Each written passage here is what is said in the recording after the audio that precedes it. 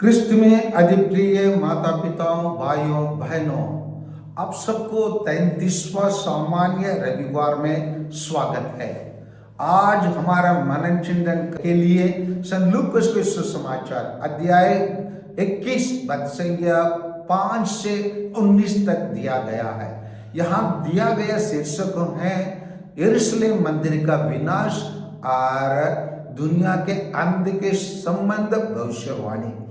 आइए इसी सुसमाचार में क्या हमारे लिए मनन चिंतन के लिए दिया गया है उस पर थोड़ा हम लोग प्रकाश डालें। यहाँ पर बताया जाता है कुछ लोग मंदिर के विषय में कह रहे थे कि वह सुंदर पत्रों और मनोती के उपहारों से सजा है। इस पर ईसा ने कहा, वे दिन आ रहे हैं जब जो कुछ तुम देख रहे हो उसका एक पत्थर भी दूसरे पत्थर भी नहीं पड़ा रहेगा, सब ढा दिया जाएगा।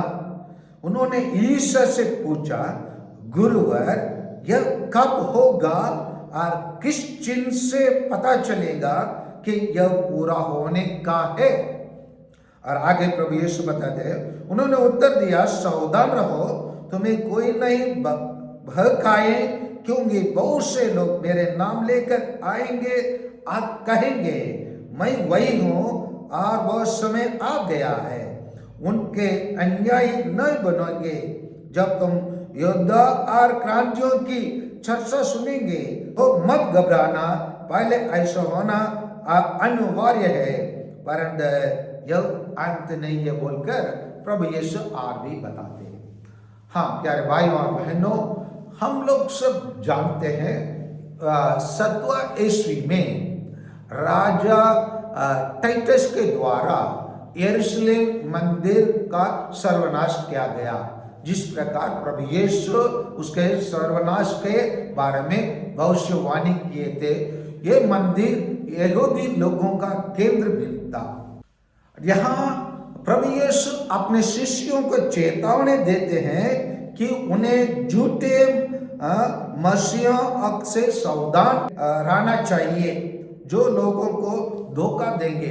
आजकल हम लोग हमारे कलीसिया में देखते हैं 90% कैथोलिक कलीसिया में इस प्रकार समस्या नहीं है, लेकिन 10% कलीसिया लोग आज हम लोग के चर्च में रहेंगे, कल दूसरा कोई चर्च में जाएंगे, कल परसों तीसरा चर्च में जाएंगे। इस प्रकार उन लोग अपना कलीसिया को बदलते रहते हैं, क्योंकि उनको कभी लगता है यही सही लगता है, परसों वो सही लगता है और नरसों वो सही लगता है बोलकर उन लोग कोसते रहते हैं, क्योंकि उनको लगता है उनके दृष्टि में जो कलीसिया उन लोग में सदस्य है उनके लिए सब झूठे लगते हैं। और उन लोगों के लिए नया एक मसीह के खोज में और नया एक प्रयोग के खोज में या नया का कलीसिया के खोज में निकल पड़ते हैं। और उन लोगों के लिए प्रभु यीशु आज चेतावनी दे रहे हैं, और इन चेतावनियों के द्वारा और ये मंदिर के विनाश के द्वारा प्रभु यीशु हमें क्या बताना चाहते हैं? प्रभु यीशु ये बताना चाहते हैं, लड़ाइयों, बलवों, अकाल और बीमारियों जैसी घटनाओं से घबराना नहीं चाहिए, क्योंकि ये अंत से पहले होंगी, लेकिन अंत तुरंत नहीं होगा। प्रभु यीशु बताते हैं। प्रभु यीशु अपने अनुयायियों से अंत तक अपने विश्वास में दृढ़ रहने का आग्रह करते हैं। परेशानियों और उत्पीड़ित के समय भी यीशु का वादा है कि उन्हें यह चिंता करने की आवश्यकता नहीं है कि क्या कहना है, क्योंकि पवित्र आत्मा उन्हें बोलने की बुद्धि देंगे।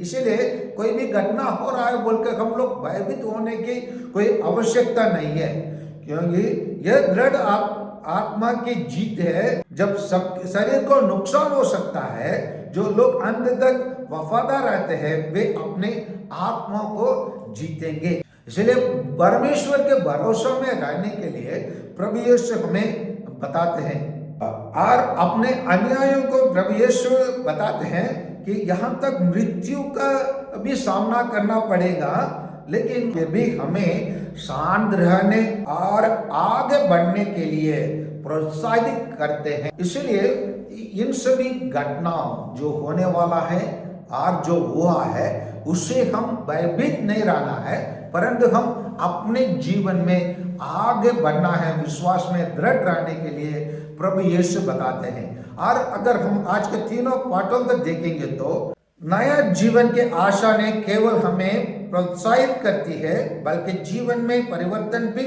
लाती है। इसलिए नबी यशायाह इस्राएलियों को एक नया यरूशलेम की आशा दिलाते हैं, एक ऐसा यरूशलेम जहां युद्ध सामग्रियों को फसल उगाने का संसाधन बनाया जाता है, जहां प्रकृति के रूप से नया जीवन को दिखलाने का प्रयास किया जाता है। वहां संत पौलुस आध्यात्मिक रूप से लोगों को आमंत्रित करते हैं कि वे अपने आध्यात्मिक निद्रा से जागे और जीवन की नकारात्मकता को त्याग दे और अपने जीवन को बलिदान जिए। बताते हैं जीवन के अंतिम दिनों को कल्पना बहुत ही अप्रिय है, क्योंकि यह एक ऐसी परिस्थिति को दर्शाता है जहां एक चुने जाते और दूसरे छोड़ दिए जाते हैं।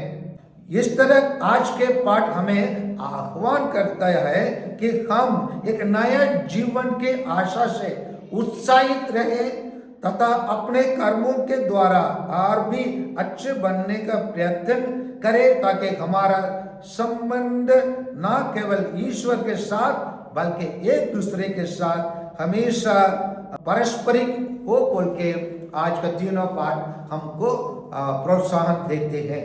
तो इसलिए आइए प्यारे माता पिताओं, भाइयों और बहनों, आज के बातों को हम जैसे मनन चिंतन करेंगे, हमको ये बताया जाता है जैसे प्रभु यीशु ने भविष्यवाणी किया यरूशलेम मंदिर के बारे में, वैसे ही वो हुआ वर्ष 17वां ईस्वी में ऐसे ही हुआ।